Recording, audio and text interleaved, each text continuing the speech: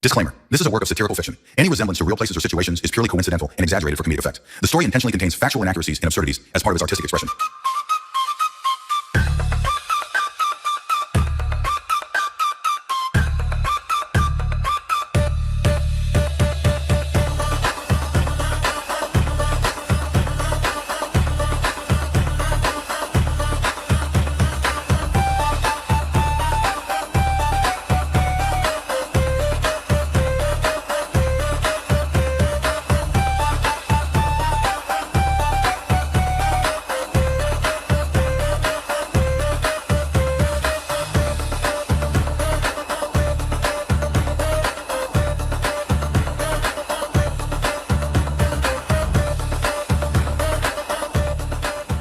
Now we're at the Temple of Osiris in Abydos, I think.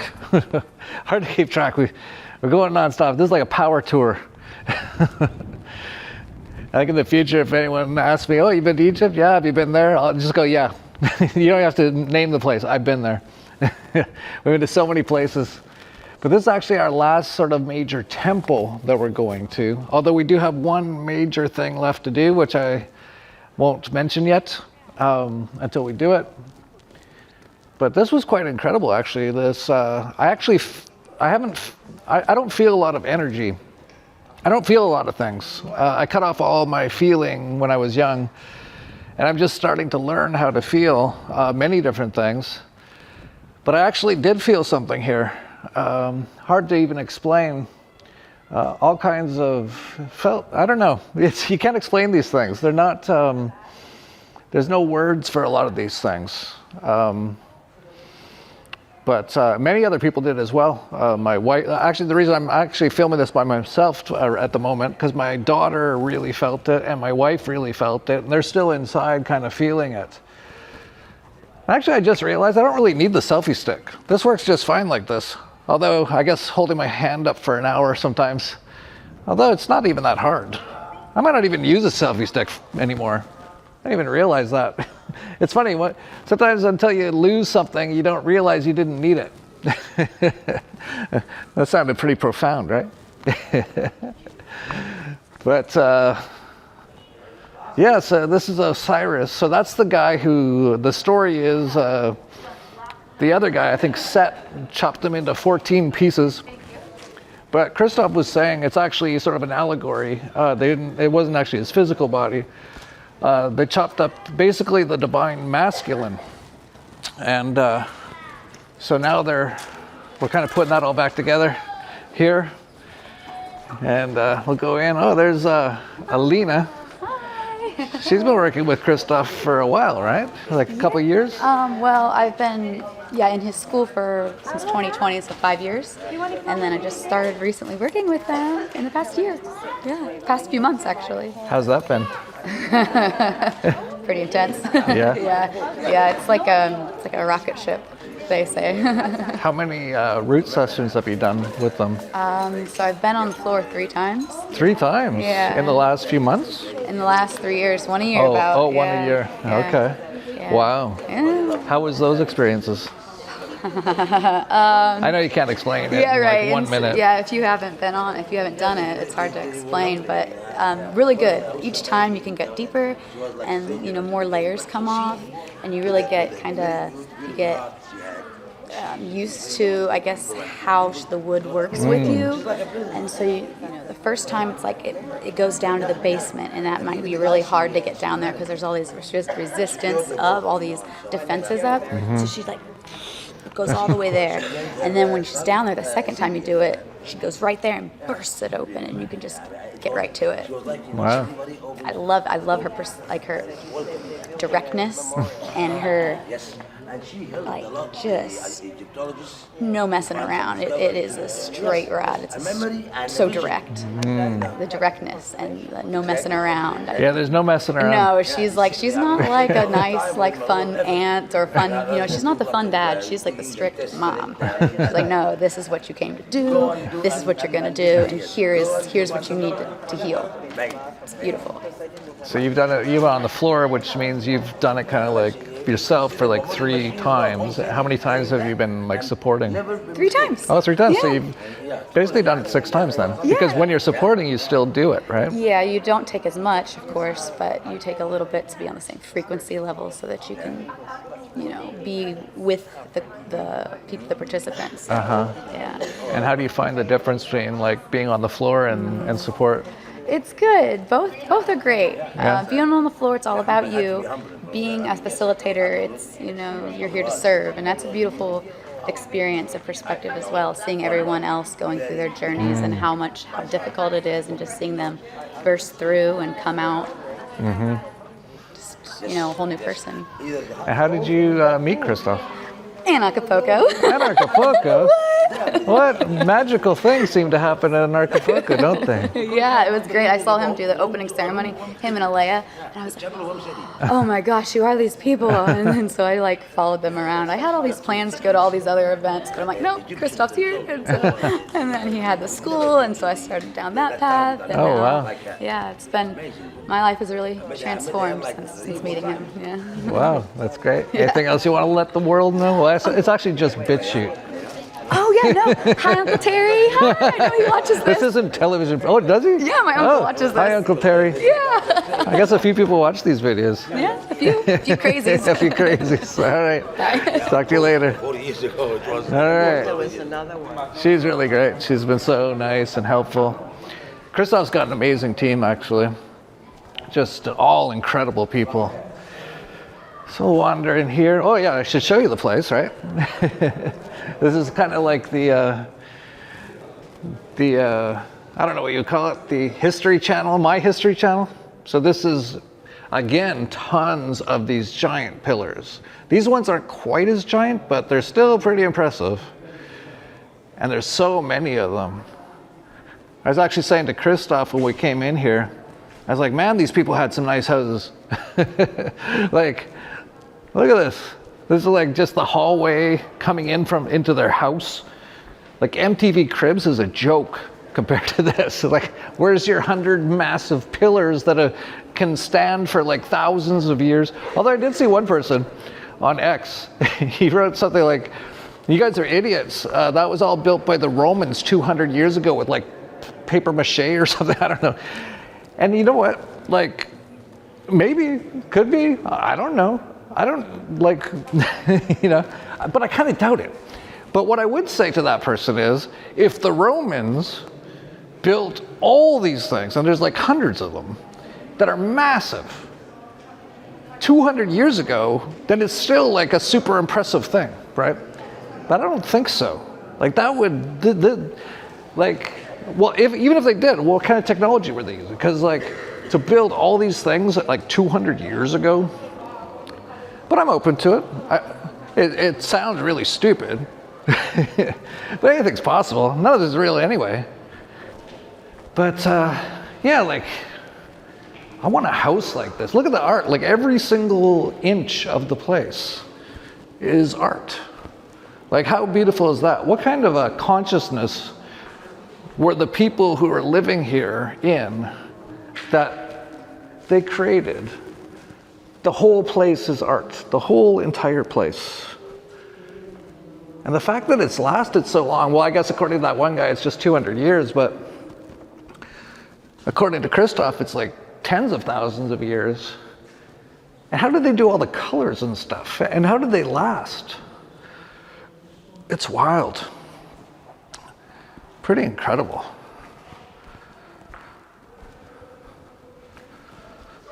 So yeah. Just makes you think about, like, what was this civilization like?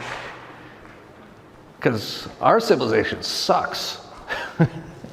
It's just like so uninspired. This is my wife and my daughter. How are you feeling? ¿Cómo siente? Mucha energía?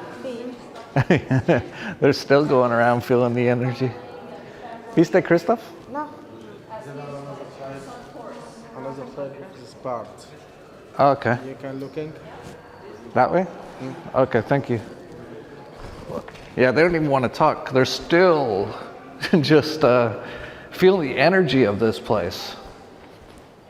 And that's one of the other super interesting things about it. Like so many people feel these energies.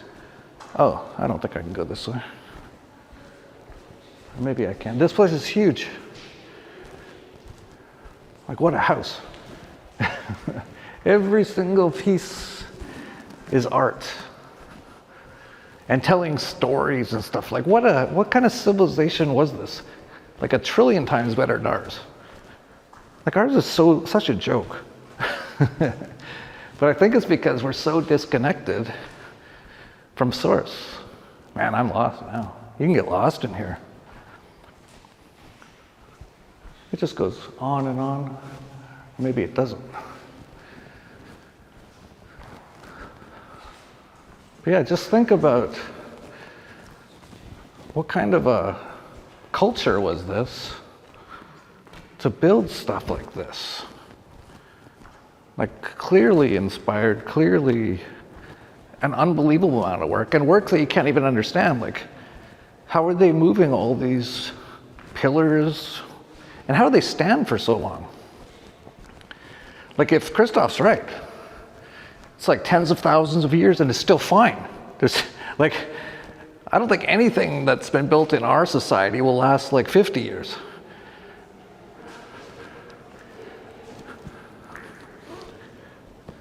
And even if the guy who says it was the Romans 200 years ago, still, even still, if that was the case, it's still so incredibly built. So amazing.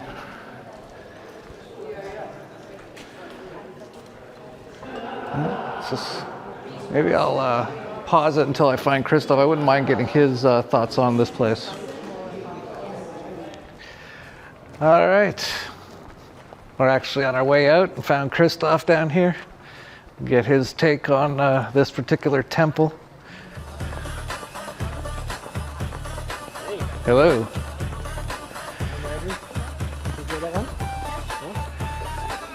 So a lot of people said they really felt this one. I actually think I felt something. It was the first one.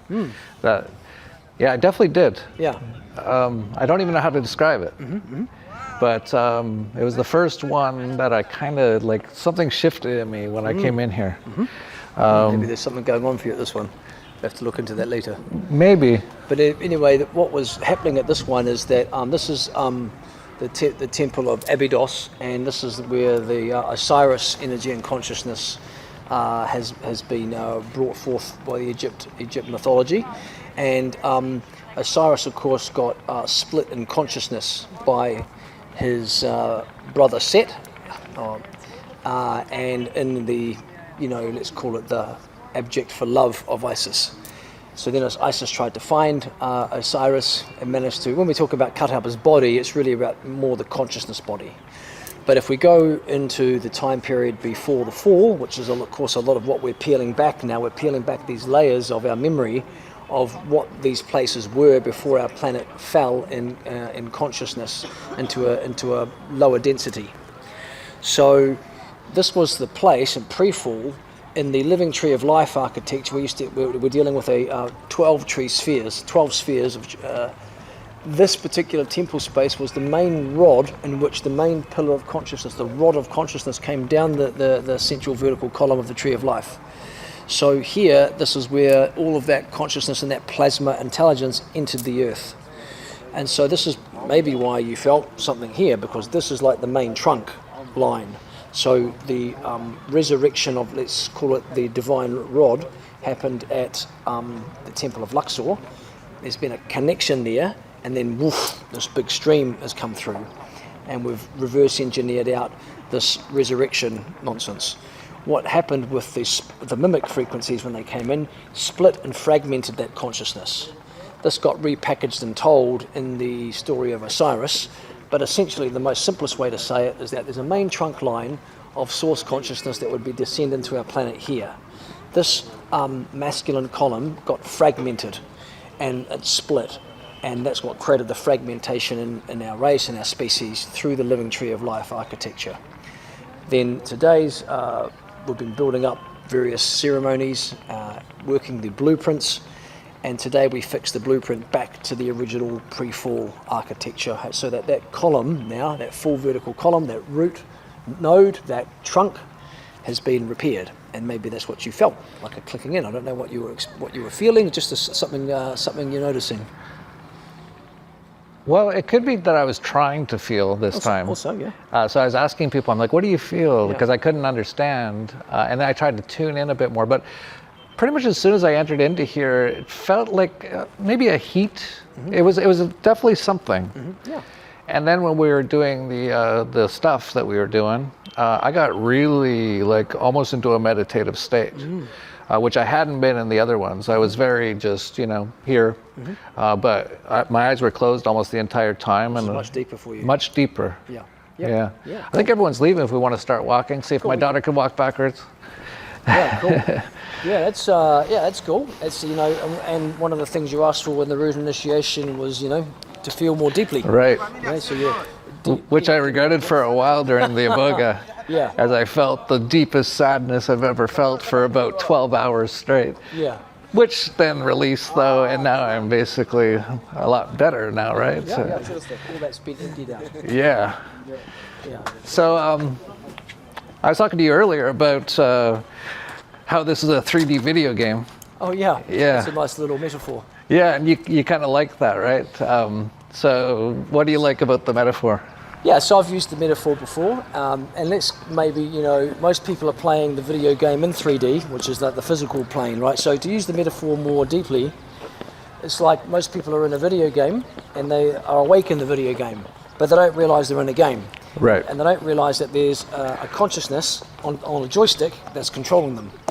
And that consciousness, when you wake up in the dream, you can take more ownership of, and you can be awake inside the game as well as controlling the joystick at the same time. So then when you're looking from outside the game, you can see more clearly all the operational parameters of how to play the game. Right. If you're looking in the game, there are layers to it. If you're in the game, you only see level 1 when you're at that station of consciousness. Right. And as you go up in consciousness, you start to see these other layers, these hidden layers, and you start to find artifacts and amplifiers and talismans and pieces to amplify and hold more consciousness. Just making sure. To hold higher templates. And the true objective of the game is not to master this realm and accumulate as much wealth as you can. That is a mimic overlay. A lot of people are playing the game to see if they can get rich and get wealthy so they can have a nice physical life. But really the big game is the game of eternity. And when you start playing this game from that lens, the game of eternity, you can use your physical vessel in this realm to then heal and repair your eternal consciousness so that you end up at a higher station when you leave your body and you can go on to other adventures. So you're really playing the game of eternity when you wake up enough. And it's a multi-level game. It's an incredible game. It's an incredible game. I mean, depends. If you're looking at life through a straw, you don't get to see the wider pictures, but you think that's the reality. Right. And then as you start to peel and you start to widen your consciousness and you start to operate with a massive wide lens of consciousness, then the game becomes, for eternity. You start to be able to see all the perspectives of it, and you can start to move enormous amounts of your own journey and your own soul story that as you start piecing it together. That's the real game, as I see it. Yeah, and I was thinking about what they say Jesus said today on a few things, and one of them is, I am in this world but not of this world, right? Which is kind of like another way of saying this is a video game. That's another way of saying this. This is the contemporary context, is the video game. He was just saying, I'm in this world but not of it. Right. It means I'm playing. He was one of the few at that time. Hardly anyone else was playing that level game. Mm-hmm. It's like another metaphor of that time is that it's like going to a neighborhood of houses, and inside all the houses there's 12 rooms, and inside of all the rooms there's a dimmer switch of levels of light, and basically the entire city is wired to 3 rooms on in the house, 3 levels of light. And then you go over here to this neighborhood and there's a nondescript house that's got the 12 rooms, but all 12 rooms are on and all 12 levels of light are on, and everyone goes, what is that? And that was just like a simple metaphor for the illumination of consciousness, having all 12 strands activated to all 12 dimensions of consciousness. He was just so much brighter and luminous than everyone else at the time. Today, in this modern time right now, there's a few hundred people on the earth who have that station of consciousness. So It's a few hundred, huh? yeah, there's a few hundred right now, and there's going to be a few thousand coming in these coming years as more and more of this flame affects more people who are actively working on themselves. They'll build themselves up to that level and beyond. It wasn't, the church hijacked the thing that he was the Son of God because they don't want you to think that that can be you. I mean, when I grew up in church, it was like Jesus is the pin-up poster child and no one can get like him, Right. But the opposite is true. He was showing us that everyone can be like him. Yeah, it's interesting too, because he also said the kingdom of God is within, which is exactly what you're saying, right? So for anyone out there who's like, Jesus, Savior, and I believe in, whatever, that's cool. But we're basically saying the same thing, right? We're saying that, yes, he was, holding avatar consciousness. He was a Christed being. He was one of the early ones who was able to hold that, but he's not the only one. He was just simply showing us the way. Today there are many. There's going to be thousands in these next short years ahead, and soon enough it'll be common. That'll be pretty cool. Imagine. I think we'll leave it there. We got to run off. Gonna roll anyway. See you in the next one. All right. Gracias, Naomi. Hello everyone. I'm very excited again this year for the 5th time to be part of Anarchapulco. It's such an amazing event. We have been presenting with Arturo, my husband, all of these years and also learning so much from all the amazing speakers. This year I will talk about a very controversial subject, which is records of time before there was a moon. So I hope to see you there, and we're gonna have an incredible time, intellectually, spiritually, emotionally, physically, in all levels. See you there.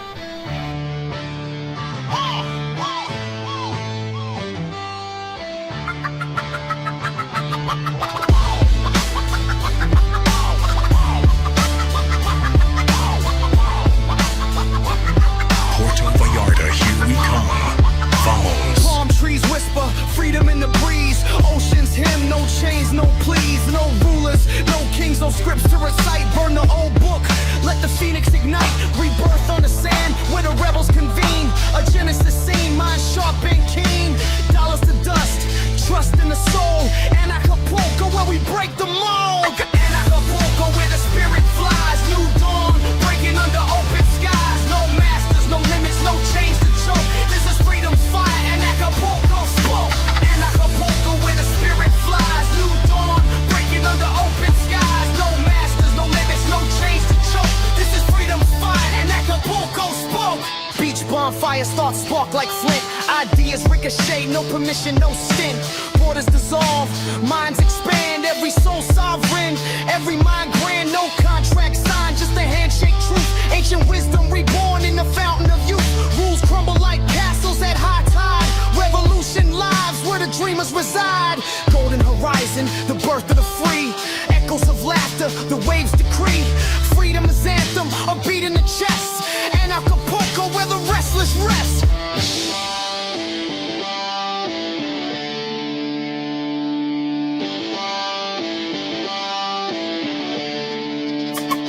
Anarchapulco, where the spirit flies. New dawn, breaking under open skies. No masters, no limits, no chains to choke. This is freedom's fire, and Acapulco spoke. Anarchapulco, where the spirit flies. New dawn, breaking under open skies. No masters, no limits, no chains to choke. This is freedom's fire, and Acapulco spoke.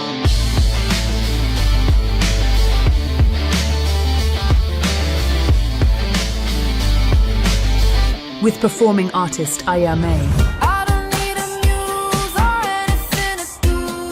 Probably just get canceled 'cause I'm singing about the truth. Feels like we're getting wiser, don't you? Since the lies that they blew up, now nobody trusts the news. Anarchapulco opening party on February 15th. Anarchapulco Genesis, February 16th to 20th. A special Free Systems Leadership Summit by Dr. Shiva's Truth Freedom Health Network, February 18th and 19th. The Dollar Vigilante TDV Summit, February 21st. The Crypto Vigilante TCV Summit, February 22nd. Agorapulco, retreats, and other excursions, February 21st to 27th. Bufo and ayahuasca with Bearheart throughout the event. A special Iboga ceremony with Christoph Melchizedek from February 23rd. Bring the whole family. The Anarchapulco family camp runs throughout the event with activities for non-lethally injected, free-range, unschooled pure souls. Anarchapulco 2026. Genesis. Porto Vallarta,